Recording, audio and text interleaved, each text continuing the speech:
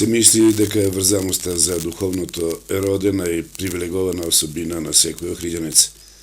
Тоа помеѓу другото ја оправдува грижата за одржување на сите светии кои постојат или кои континуирано се возобновувале уште од времето на појавата на христијанството. Со вроден духовен ген изгледа дека е и Гоце Ангеличен Џура. Тој уште како основец, а подоцно и како гимназијалец, од духовното се разделувал само додека бил во училишната клупа или само во моментот на опуштање кога со врсниците знаел да заигра фудбал или свонив да оцене време резервирано за чај или кафе. Сето другото, мислејќи и на животните навики, биле изразени со невидена почит према духовноста, особено кога се враќал дома, поминувајќи покрај неколку стари и трошни духовни објекти, се до отварањето на видикот према Плавошник или само неколку чекори до него каде што му е лоциран домот за живење.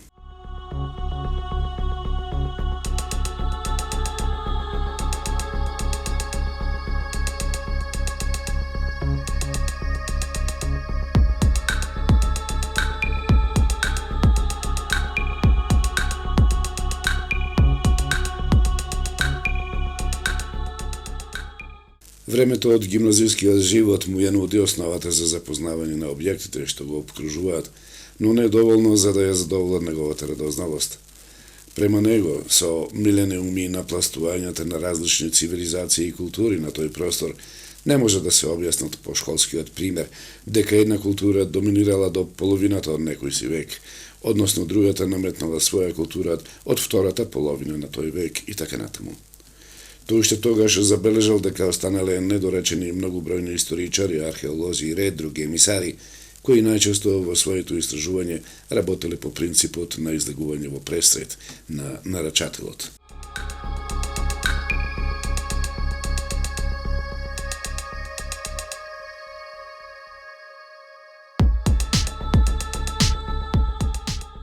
Во сплет на теории кои некои имаат подлога, а поедини стојат на стаклени нозе, не баре постоел некаков темен век, па не може да се види тогашната состојба, или можеби одреден историски настан, померен е со датумот на дејствието за да се покаже дека некоја цивилизацијска генерација била на ово тло, или пак ќе го одложа датумот за да ја стасаат наредната цивилизацијска генерација, на која околностите и дозволиле да провее низ веќе оформената култура на живење, како да ја овозможиле појавата на нови, модерни и реални истражувачи кои ќе работат во интерес на препознатливоста на едно време.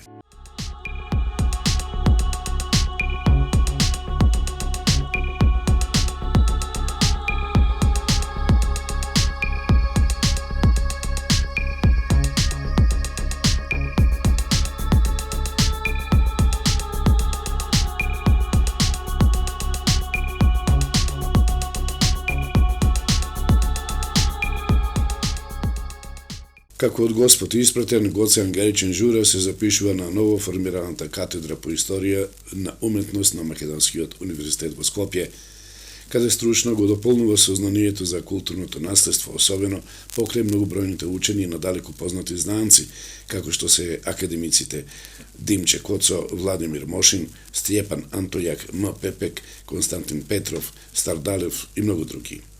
Токму тука Гоце Џура го пече занаетот за препознавање на стилската изградба на храмовите, за сликарството, начинот на сликање и за многобројните зографии кои со векови ги украсувале старите цркви со безмалку неповторливо мајсторство, истовремено и единствени што во ино надава впечаток за елиминација на било каква копија. Или по примена на техниката за сликање, по квалитетот на користените бои и по внесените елементи од општествените прилики, Гоце Џура доволно е да фрли поглед на фреските и непогрешиво точно да ви каже кој ги сликал и во кое време од реалната историска епоха. Точно така, како Господ да го испратил во бесценната мисија која ќе работи во интерес на човечанството.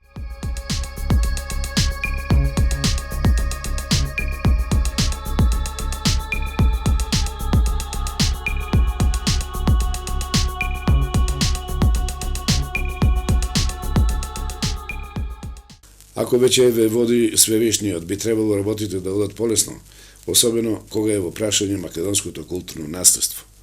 Во прилог на тоа оди фактот дека Гоце Ангеличен Џура се вработува во Заводот за заштита на спомениците и културата и Народен музеј во Охрид, како историчар на уметноста и звање советник конзерватор. Во рамките на своите заводски заложенија работи како раководител на ресорот за фреско живопис и иконопис од 10 до 20 век во Охрид и Охридскиот регион, каде вршел перманентен увид врз состојбата на спомениците на културата. Сега веќе стручен, потковано со изворено познавање на средновековната уметност, повторно поминува покрај старите верски објекти во градот, повторно размислува за нив и повторно постанува заробеник на својот крај, се со цел да го доистражи нивното минато, да разоткрие нови вредности и како стручно лице да ги пласира во свет. Во тоа му помага неговата сопруга која потекнува од познатото семејство Шанданови, односно внуки на Петар Шанданов, дипломирала книжевност и низоземничкиот живот, ја добиле прекрасната ќеркичка Гордана, крстена по името на мајката на Жура. По завршувањето науки во Скопје, германски и англиски јазик, Гордана магистрира во Германија и целосно се вклопи низ преводите на научните трудови од својот татко. По усовршувањето на шпанскиот јазик во Аргентина, денес Гордана е на докторски студии на престижниот факултет Александер фон Хумболт во Берлин.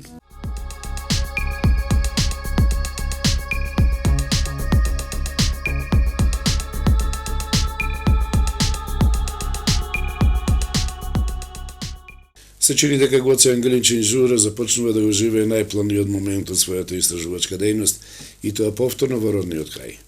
Поминувајќи безброј пати покрај многу бројните храмеви, повторно го покажува интересот за нивниот опстој, само што овој пат со детална анализа користејќи ги при тоа искуството стекнато низ повеќегодишното учење. Фрлајќи поглед од Сараиште према градот или од мостот на пристаништето, за себе поставил неколку прашања. Најнапред, по констатацијата дека градскиот простор можел да носи само одреден број на жители од прилика онолку што се и денес, тогаш се прашал кому служеле 20 базилики и над 40 цркви лоцирани на толку мал простор. Очигледно е дека зголемениот број на свети биле прилагодени да подкрепат многу поголем број на верници, дури и оние кои се наоѓале во други градови. Значи, Охрид представувал духовен центар на поширок дел од градот, тогашната македонска држава, Балканскиот полуостров и пошироко, забележува владиот научник. Односно, тој веќе го фиксира Охрид како духовен центар кој доликува не само на парокијски центар, туку и на патријаршки. Така, по ископувањето од 2004 година на масивните столови кои се протегаат од подот на црквата Света Софија во Длабочина, Ангеличин тврди дека иконописот на нивните површини воопшто не одговара на живописот од Света Софија и тоа во сите фази што ги содржи таа, односно од 11-тиот, 12-тиот, 13-тиот и 14-тиот век. Или ново откриените се многу постари, а со оглед на раскошот кој го нудил тогашниот храм, Ангеличин тврди дека е тоа просторот од Самуиловата патријаршија. Се чини дека станува збор за големо научно откритие, сонот на македонските, грчките и бугарските археолози, слависти и историчари на уметноста, кога утврдил дека патријаршкиот Самуилов храм, посветен на Свети Климент Охридски, се наоѓа јужно од катедралата Света Софија. Ова епохално откритие пребрзо најде место во балканската и европската научна мисла, уште повеќе што се најде прв од сите европски учени во зборникот Ликовни уметности од Нови Сад. Тоа значи дека Ангеличин го отвара патот за ново, темелно истражување за големиот цар. Еве Света Софија, овде е тој предпоставен храм. Значи, јужно од Света Софија. Да ги нема сите овие куќи, ќе видите како е, мислам, на самиот брег, како поставен тој велелепен Самуилов храм, патријаршиски храм. Видите како велелепен храм се крие, значи, под Света Софија. Гледате. Каква градба е огромна. До темелите на Света Софија, значи ова висинска разлика би било 3-4 метра под Света Софија. Значи тој е голем. И видите, ова е северен столб на кој гледаме архиереј. Архиерејот, столбов го умерите, е 1,20 м. Значи архиерејот ќе покажи ми слична поблиска фотографија, значи овде фреска друга нема, значи тој, гледате, е поставен во молитвен став со рацете. Значи тој на кому се обраќат на ликови што е на јужниот столб. Овие ликови, овие полиставриони, со огромни цркови, со ова одежда, она. Значи ништо нема заедничко и ова позадина, ништо нема заедничко со живописот за Света Софија.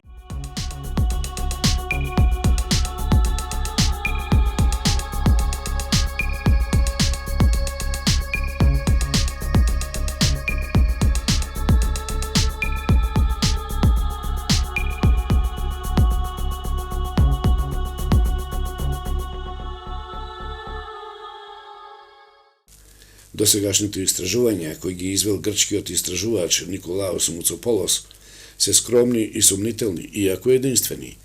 Одајќи по патот на неговите истражувања, Ангеличин забележува грешкани за животот на Самуил, најнапред од математички карактер. Сумирајќи ги животните години на царот, од неговото раѓање, одгледување на собствените синови и потребата за војување, испаѓа дека цар Самуил на битката на Беласица бил затекнат како старец од 7-та децември. При тоа војувал заедно со војниците и кога бил ранет, се спасил преправајќи се дека е мртов и лежал помеѓу војничките трупови.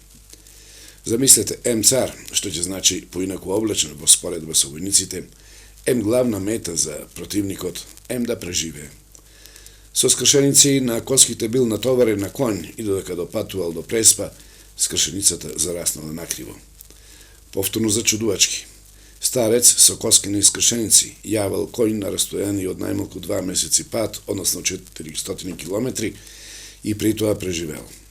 Умрел подоцна од тага за своите војници, кои истата оддалеченост ја поминале држајќи се за раце и на секој стоти поред му оставиле по едно око. 15.000 војници водени за рака чинат колона од 15 километри, што во денешно современо доба толку долга колона се уште не може да се изведе. За крајот приказната на Муцополос за Самуил стои дека е пронеден гробот на царот. Идентификацијата се должела само на една искривена коска од покојникот, меѓутоа не е најдено никакво царско обележје во гробот, ниту срма, надпис или некакво признание. Дали може еден цар на таков начин да биде погребан? Очигледно е дека во овој случај Ангеличин ја користел научната логика. Нешто слично кога сака да објасни дека Охридската патријаршија е континуитет на Самуиловата и дека во неа нема бугарски примеси. Подсетувајќи ги учените дека своевремено Цариград ги затвора Печката и Трновската патријаршија, ама не и Охридската, што значи ако била бугарска, ќе била затворена заедно со Трновската. Нашите колеги од Белград, Пири Ватрич и Тодич, значи да вистина искрено колчуваат македонската наука многу и во нивните книги, големи книги, пишуваат се исте што, например, дека делата на светите Климент и Наум, дека ги приориентираат во туѓа насока, во бугарската или грчката, потоа дека Охридникот не било седиште на Охридската архиепископија и Охридската архиепископија била грчка и така. Но сега не да се фалам, читајќи ги нив, јас имам една критика затоа што нивните книги навистина се полни со нелогичности и контрадикторности. На едно место викат Охрид, значи го цитира Скирица, во Охрид никога не било седиште, ништо не открино, друго, Василе кој дојде во Охрид ги оплечка злато. Значи, мислам, то за професионалци не е, се гледа дека е тенденциозно и то не е убаво.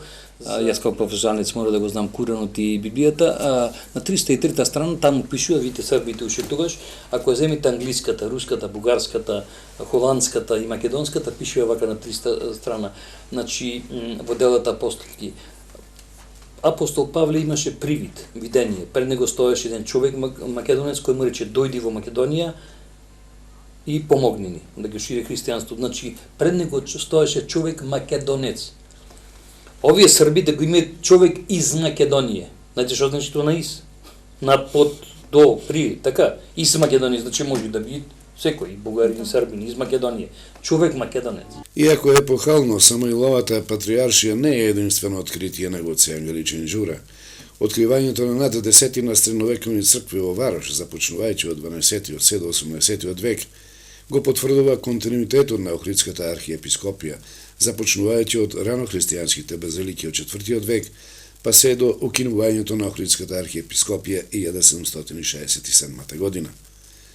Од посебна важност му се откритијата на најстарите светителски ликови на Климент и Наум на островот Малград и Москопеле од средновековието, кои се нашле под диецезата на Охридската архиепископија.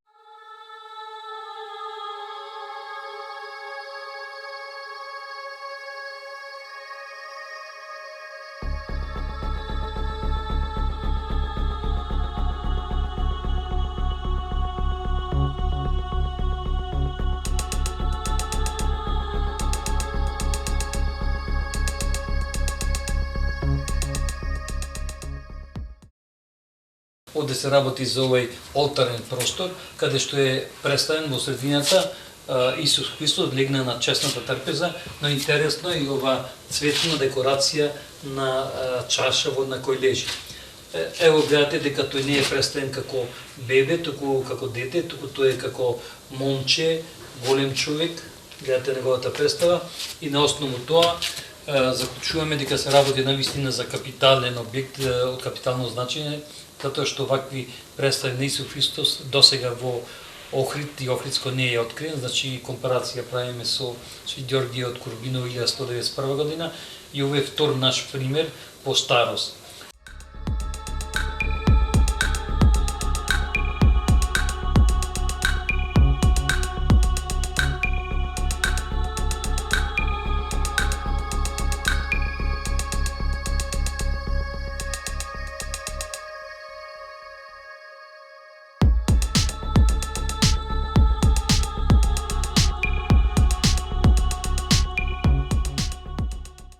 Потврдува дека Охридската катедрала Света Софија е апостолска од времето на апостол Андререја, првоповиканиот од Бога, кој е насликан над западниот надворешен влез.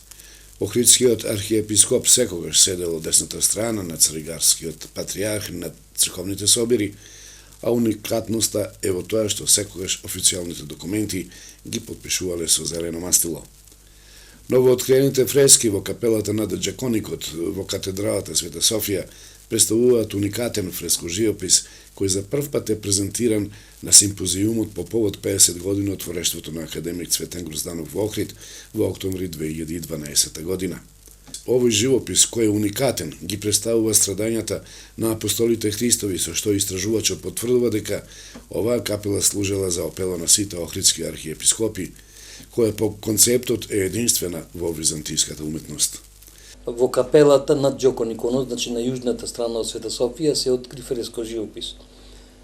Интересен е овој фрескожиопис затоа што на сочување само на северниот зид и дел на источниот, интересен е затоа што тука се представени страдањата на апостолите, а во апсидалниот дел во калотата е представен Дејзис место Богородица. Ова после ќе образложиме навистина представа уникатен пример, да не кажеме во светската, туку во нашата византиска, во целосната византиска уметност, не само на македонските и балканските простори, ами и пошироко. На првата композиција, значи представен апостол, како две личности го полагат во саркофаг. Поради уништеноста на сигнатурата не знаеме кој е. За жал, втората и третата композиција се уништени, а четвртата исто така слична како на првата, имаме значи три личности од кои една жена, го полагаат апостол во мермерен саркофаг, како што се гледа декориран со мермер, а во позадината архитектура каде градот гори. Иако немаме сигнатури на петата, според мачеништвото на овој апостол, овде се работи за апостол Павле. Зошто? Во позадината се гледа ногата на джелатот, како му е пресекли глата, еве неговата глава е долу. После него доаѓаме, иако сигнатурата е уништена, се работи за апостол Петар. Тој е, како што гледате, распнат со главата надолу. Бидејќи кога дошле джелатите да го распнат, тој рекол: јас не сум достоен на Исус Христос, како што го распнавте Спасителот, затоа ги замолил да биде распнат со главата надолу. Читајќи ги житијата на апостолите, дојдовме до заклучок дека овде се работи за Јуда, не онај искариотски, туку за Јуда Јококов или наречен Тадеј. Во неговото житие пишува дека е распнат на дрво и гаѓан со стрели, така го завршува својот земен живот.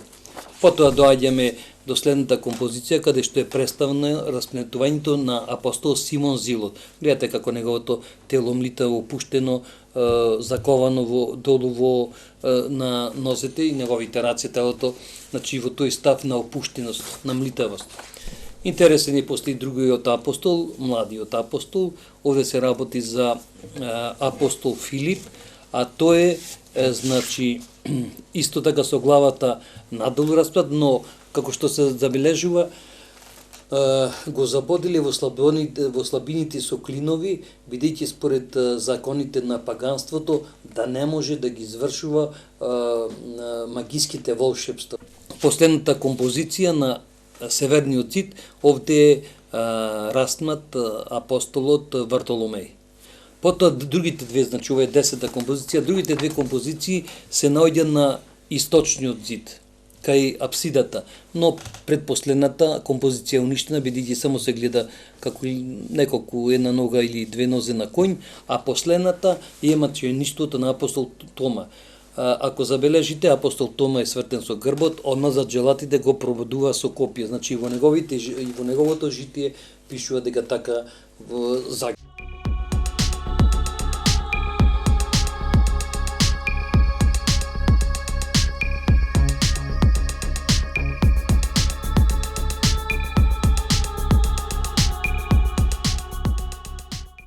Гоце Ангеличин Жура е основоположник на научните откритија на повеќе пештерни цркви лоцирани на бреговите од Охридското и Преспанското езеро.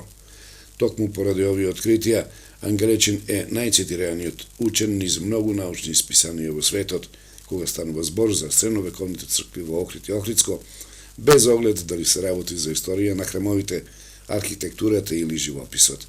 Неговите книги се наоѓаат во библиотеките на Србија, Бугарија, Грција, Албанија, Унгарија, Франција, Ватикан, Аргентина и во многу други земји. Всушност, сите негови откритија сумирани се во неговите изданија, а ги има 15, покрај уште 50 на стручни трудови. За сите нив организирана е промоција. Од секој од нив ќе извлечено по еден сегмент, што е и суштина на овој запис.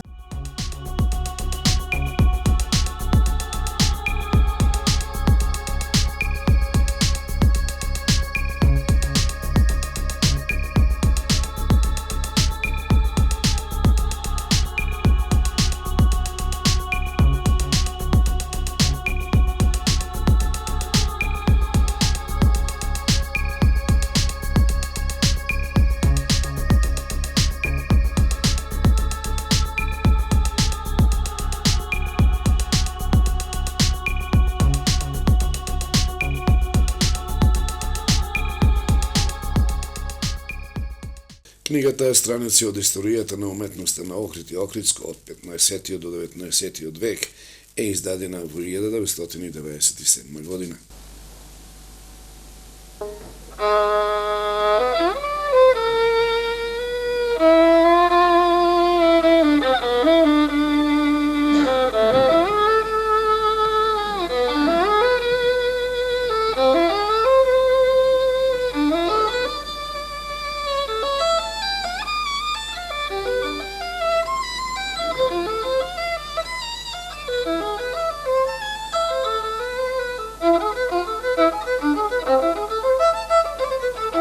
Придонесот на Гоце Ангеличин го гледам во откривањето на голем број охридски икони од 16, 17 и 18 век, врз кои што има записи, надписи за ктитори и мајстори, кои што порано беа или неприметени, или речиси едва приметени, забележани, зашто тој донесе транскрипција, ги објави во целост и тие влегуваат секако во ликовната историја на македонскиот народ од поновиот период.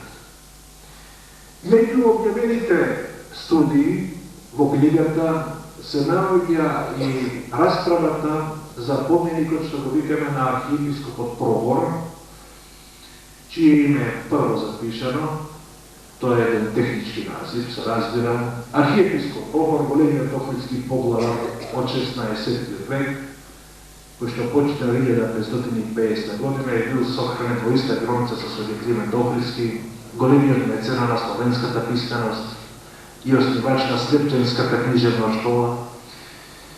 Со овој поменик, кој што тука се чува во денешната Охридска галерија и кој што порано беше во црквата Свети Климент, дадена е дескрипција на сите имиња, на сите дарители од црковниот и световниот сталеж, која што има голем значај не само за ономастиката, историјата и историјата на архиепископијата во Охрид, туку и комплетно за културната историја.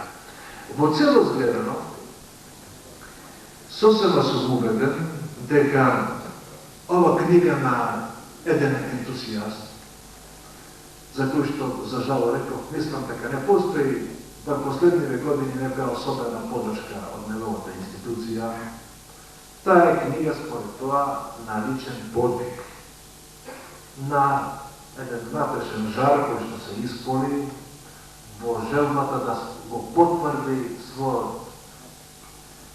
интегритет на човек, автор, кој што помалку и пркуси во своето време и се потврдува со се во професионалниот свет. Нашите и помлади колеги и студенти, кога год ќе работат на охридската материја, покрај книгите на старите истражувачи, сега ќе мораат да листаат и ова книга. Ова е книга на еден неуморен истражувач, кој што пред себе поставил една голема и грандиозна задача токму на крајот на 20. век.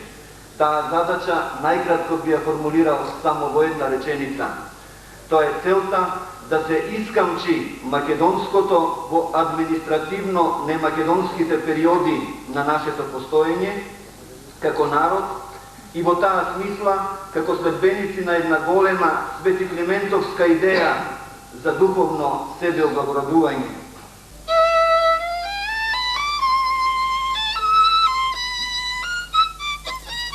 Книгата Пештерните цркви на брегот од Охридското езеро издадена е во 2000 година. Еве дел од промоцијата. Пештерните цркви укажуваат на недопрената убавина на светот, но исто така и на бесконечната желба за независност и за слобода. Токму затоа, книгата на Гоце Жура представува еден спој на научното и практичното. Тој опишува 10 пештерни цркви, расположени на брегот на Охридското езеро. Дава систематичен пристап, прегледен и целостен опис, користејќи ги можните средства на историско-филолошката наука и на историјата на уметноста. Во прв ред се култот на Свети Архангел Михаил, а тоа е вечната борба за слобода пред се на неуморниот православен воин, и второ, Климент и Наум, честата слика, односно честиот мотив на иконите и на фреските во македонските, односно охридските пештерни цркви. Мене ми е драго што Гоце се јавува со второ издание. Со второ издание токму од Заводот за заштита, како вработено Заводот за заштита на споменици на културата на град Охрид. И се надевам дека ова е само почеток на еден циклус на книги, макар и од на ова ниво на популарни изданија, со кој што конечно ќе се пополни празнината, која што ја чувствуваме сите ние, особено обичниот граѓани, на кој ќе му возможиме на лесен и брз начин да ги прими основните податоци за спомениците на културата на територијата на Република Македонија, по-конкретно за спомениците на културата во Охрид и Охридското широко. Пештерните цркви во Охридско-Преспанскиот регион издадена е во 2004 година. Обемниот научен материјал за пештерните цркви во Охридско-Преспанскиот басен, што го приложува господин Гоце Ангеличен Жура, за сега представува единствено вакво дело во нашата наука. За овој регион со сосема конкретни податоци за стилско, ликовните, одлики и зборник. Од сето тоа што е најмногу важно, тој ги препознава и сосема стручно ги разработува бројните ликовни представи на охридските патрони и правоучители Свети Климент и Наум и други светители таму каде што наминале еминентни авторитети од медиевалистиката, како што се Љупов, Горојс, Негаров, Радојчиć, Ѓурич и други и неги забележени.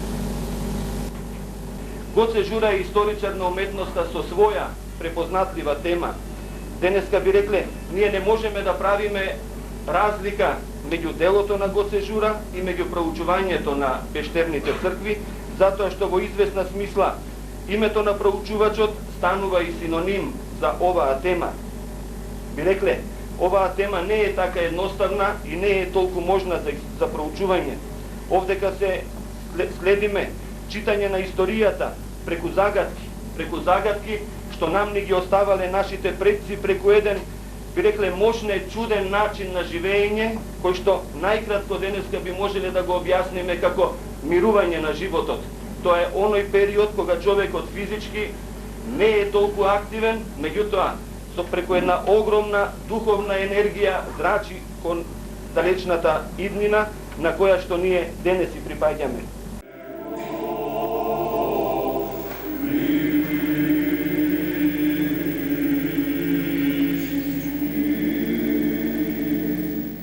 Како коавтор се појавува во книгата Охридски митрополитски кодекс, издадена во 2005 година.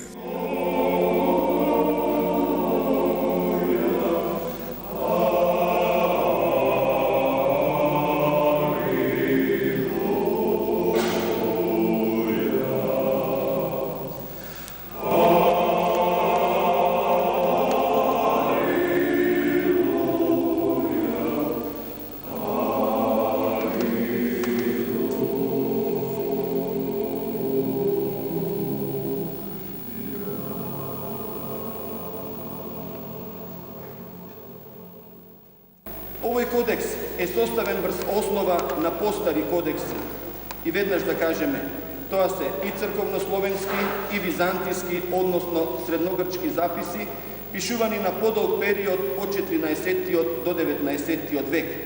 Во основа сепак овдека лежи некој постар византиски кодекс, но е исполнет со повеќе записи што можат да се сретнат по охридските цркви, манастири и книги.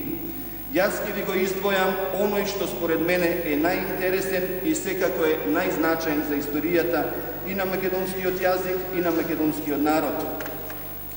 Вас же молју, братија моја љубима, прочитајуште, простите ме, јако ви можете бити како ја, а ја како ви, николиже. Она што всушност пленува од овој текст, кој што според податоците доаѓа од далечниот 13 век, е она чистото охридско проститете ме со една убава акцентска македонска целост, каква што можел да каже само македонец во тој период.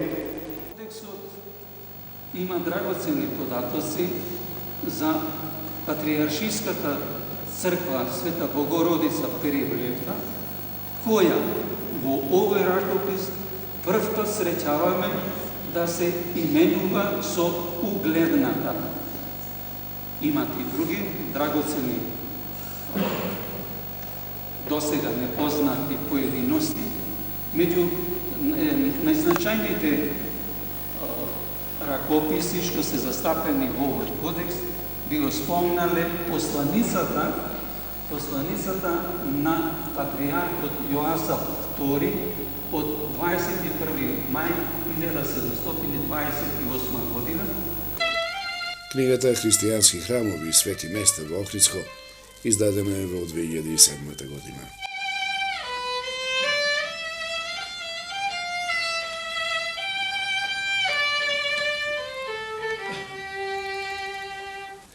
За периодот од средината на 19 век до крајот на Втората светска војна постојат точни записи и точни податоци, и тоа е една од вредностите на оваа книга.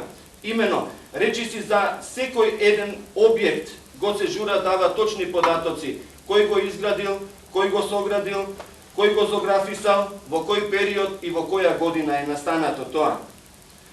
Светите места се направени на остатоци од стари храмови. Тие стари храмови биле соградени од стари мајстори и зографисани од стари зографи. По нивните стапки одат и новите македонски зографи, како што е Јоне Симонче и други, кои што имаат значајно место во книгата на Гоце Ангеличен Жура. Книгата на Гоце Ангеличен Жура е архитектонско-културна и уметничко-литературна целина. Оваа книга започнува со Свети Еразмо и Плаошник и повторно завршува со Плаошник и Свети Еразмо. На известен начин, теренскиот истражувач прави еден круг од почетокот на своите проучувања и повторно се враќа на истото место. Поглавари на Охридската црква издадена е во 2008 година. Грцки патрике ни строши славна Охридска лица и мене, до смрт ке држи заточени. Научното проучување на Гоце Жура во сферите на архивистиката постепено започна со книгата Охридски митрополиски кодекс, која што ја издаде заедно со професорот Стојан Ристевски, и всушност токму оваа книга на известен начин како да представува и поттик за книгата што денес ја промовираме. Веднаш да кажеме дека Гоце Жура е префинет препознавач на охридските историски теми. Умее да ги согледа и да ги осмисли охридските теми и да ги преточи во инспиративен материјал како вовед во вдахновено четиво не само за охридските читатели, туку и за широк круг љубители и проучувачи на Охрид. Гоце Жура покажува и докажува дека Охрид е неисцрпна тема, насочувајќи го овој пат интересот не кон градбите со кои што се овековечува историјата, не кон спомениците кои самата историја знае да ги испреврти и да му ги подчини на запишувачот на историјата или на поробувачот, туку на луѓето.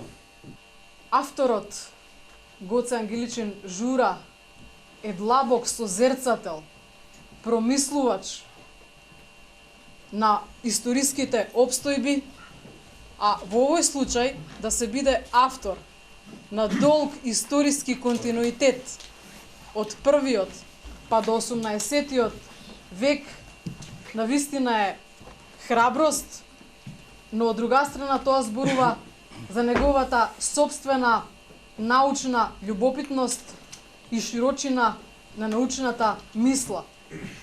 Монографијата Црквата Света Богородица во село Велестово издадена е во 2008 година. Книгата за археолошкиот локалитет Свети 40 маченици издадена е во 2010 година.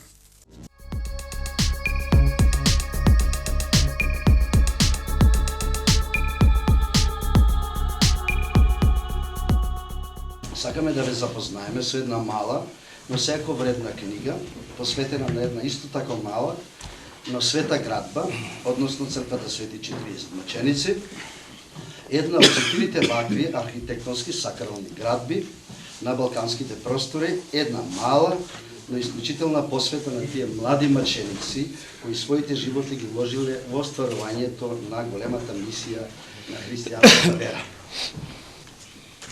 За ова црква со генерации се грижи фамилијата Шандановци. По некоја случајност и жената на мојот колега Гоце Ангеличен, Нина е од таа фамилија и тие и ден денеска се грижат за ова црква и името Шанда, нели знаете, доаѓа од место каде што се чуваат, се палат свеките. Промоција посветена на една новооткриена средновековна црква, една од оние 365 кои го красиле Охрид во минатото. Земјата крие многу нешта, но со тек на време, ние како што викаме од време на време, од оној милениумски, непресушен, многовековно наталожен културен мозаик, навистина на површината излегуваат само сосема мали делови. Ете тоа би рекол се случи со закралниот објект посветен на 40 севастијски Христови маченици.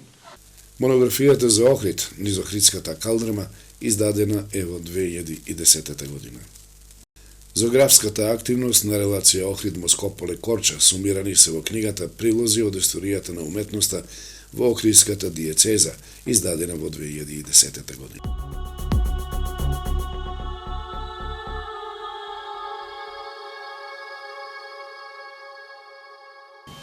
Ова е девета негова книга, како што реков, со 8 значајни содржини. И тоа: првата е традицијата на Јустинијана Прима во титулатурата на охридските поглавари. Потоа, непознати ликови на Свети Климент во средновековните цркви. Трет труд му е новооткриени ликови на охридските светители Свети Климент и Наум. Како четврти труд е портретот на охридскиот архиепископ Прохор во црквата Свети Ѓорги село Врбјани, Охридско, каде што и оваа година бевме заедно на терен, и со колешката магистар етолог Марија Каневче, која ги проучуваше селските слави, навистина со задоволство работовме, па покрај фреските и славите ја сликавме и селската архитектура, понесени од убавината на природата и богатството на нашето културно наследство. Монографијата «Живописот во капелата на Света Софија Охридска» издадена е во 2013 година. Циклусот Страдање на Христовите апостоли во капелата над Джапенкунот на Света Софија во Охрид во науката е одамна познат, но не и доволно проучен. Живописот на источната страна остана речиси непознат. Тешко достапните фрески го тежнуваат и нивното илустративно документирање. Само авторот на овој епилог укажа на постоењето на представа на Дејзис во конхата на источниот зид и на архангелите Гаврил и Михаил во долната зона со можност да ги покаже остатоците од оваа значајна целина. Во овој текст сакаме да го заокружиме тематското познавање на овој ансамбл на Охридската катедрала. Веќе е познато дека неколку автори настојува низ стилските белези да ги датираат овие фрески, ќе ви бидат представени, поставувајќи ги во поширок хронолошки распон од крајот на 11-тиот, 12-тиот и 13-тиот век, како посебен дел во однос на живописот што настанал во времето на архиепископот Лав Леон 1037-1056 година. Се надеваме дека во оваа пригода ќе ги надополниме сознанијата, особено со презентација на живописот на источниот зид на пат кон поцелосно разрешување тематско и стилско на оваа сликарска целина. Првите истражувања на капелата над Джапенкунот на Охридската катедрала започнаа со Габриел Мие во почетокот на 20-тиот век и после половина век од овие први истражувачки белешки за време на големите конзерваторски зафати, време на многу поповолни услови за истражување, Петар Милковиќ Пепек повторно се наврати на тематиката во капелата над Джапенкунот.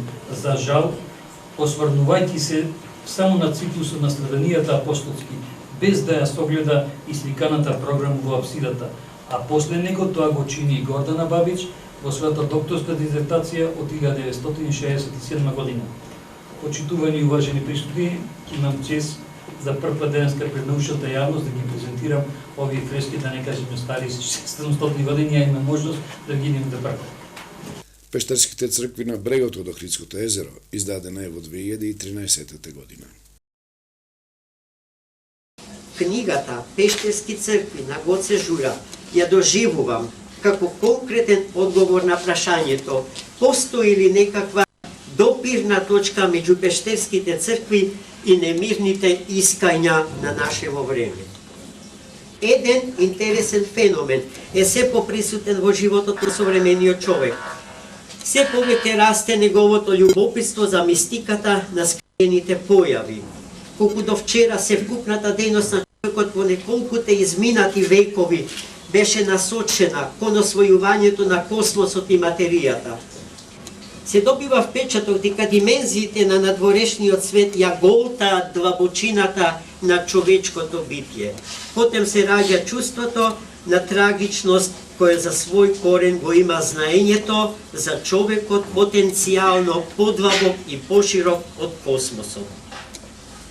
Само така може да се објасни човечката глад по длабочината и широчината незаситна со длабочините и широчините на вештествената стварност. Ете зошто и книгата за исихазмот и неговите пештерски цркви околу Охридското езеро станува особено актуелна на правото третиот милениум. Ја доживувам како од Игитрија во можноста и нужноста луѓето на кое било време да го освојат божествениот безкрај однатре во себе. Нема црква и манастир во Охрид и Охридско, Струга и Струшко, каде Жура не ги отворил двокрилните врати за одблизу да ги види фреските на средновековните зографи, да ги види иконите, посебно на легендарниот иконописец Дичо Зограф од село Тресонче во Малореканскиот крај. Да ги види копаничарските дела на многобројните копаничарски тајфи од река, поточно делата на исто така легендарниот Петре Гата од село Гари, на Филиповци од село Осори, на Рензовци од Тресонче, како и тие од Битуше Требиште, од Лазрополе и Галичник. Кој знае во кој пат по кој пат го посетува манастирот Бигорски и манастирот Пречиста Кичевска. Таму колегата Жура оди да види и запише тоа што не го виделе и не го запишеле неговите предходници. Истражува и проучува и објавува нови сознанија не само од Македонија, туку оди во Москополе, Корча, Елбасан, овие во Албанија. Книгата «Документи за охридските парохии» Мала издадена е во 2014 година. Почитувани присутни, имам особена чест и задоволство вечерва пред вас да го представам најновото дело на мојот многу уважен колега Гоце Ангеличин Жура, а тоа е книгата «Документи за охридските парохии Мала» од оставнината на Фоти Маси. Основоположникот на теренските истражувања на христијанското минато на Охридско-Преспанскиот регион, Гоце Жура, овој пат ни го представува Охрид, односно охридските градски семејства преку автентични и оригинални документи. Имено оваа книга представува фототипно издание на списоците со охридските семејства, кои ги воделе црковни лица во периодот меѓу двете светски војни, дополнета од авторот со појасненија, коментари, мапи и стари фотографии од Охрид.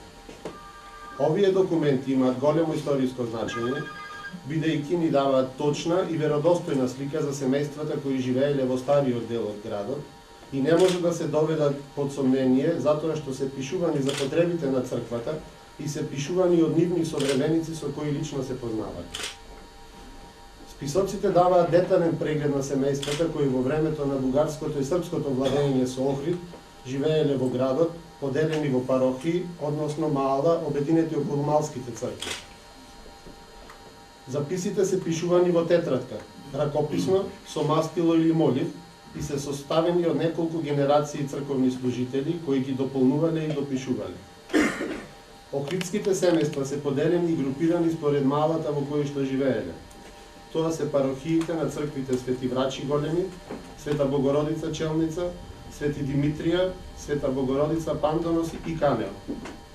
Најпрво е запишан домајкинот, односно главата на семејството, а под него сопругата и потоа останатите членови на семејството. Поради големата стручно-научна активност, Гоце Ангеличин Жура е застапен во првата македонска енциклопедија. Од истите причини добитник е на повеќе награди и признанија, меѓу кои и повелбата патрон на градот Свети Климент Охридски во 2007 година. Така денес, сите учени од земјава и светот на големиот истражувач за цитатите му се обраќаат со здраво почитување.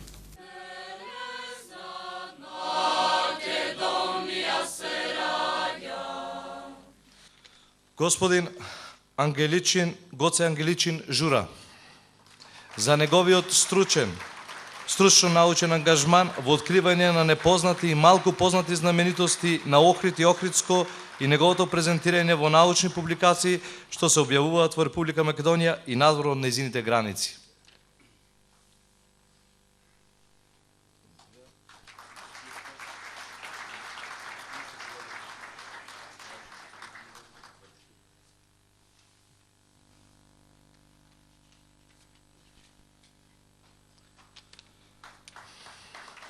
И додека мислевме дека големиот истражувач најпосле треба да здивне, особено после моментот на пензионирање во 2015 година, деновиве Гоце Ангеличин Жура пријатно не изненади уште со едно издание.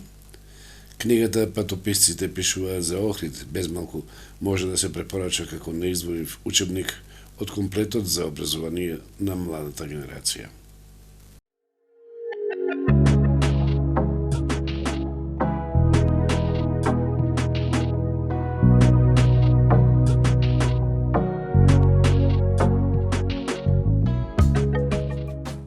Патописците биле патници. По потекло од други земји, патувале по различни патишта и со различни причини, а за своите патувања и видувања оставиле пишувани траги. Воглавно тоа биле богати и учени луѓе кои за нивната епоха биле интелектуално надпросечните луѓе. Патописите кои ги оставиле представуваат посебен публицистичко-литературен вид и во нив патникот го пренесува просторот и времето на другите луѓе, онакви какви што ги гледа.